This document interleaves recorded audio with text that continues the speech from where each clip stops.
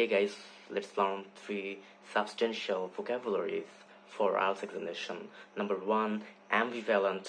Number two, mitigate. And number three, pragmatic. So now let's make sentences with these words. So number one was ambivalent. It means to have mixed feeling about something. অর্থাৎ আমার social media চালানো সম্পর্কে মিশ্র প্রতিক্রিয়া রয়েছে. I have ambivalent feeling about using social media. Number two is mitigate. It means to reduce something. তাহলে social media চালানো কমাতে আমাকে কার্যকরী পদক্ষেপ নিতে হবে.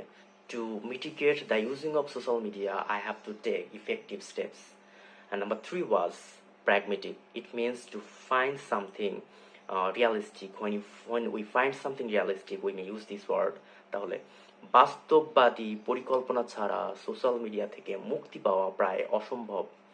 So without pragmatic planning, to get rid of social media is quite impossible. So thanks for watching. See you in the next video very soon.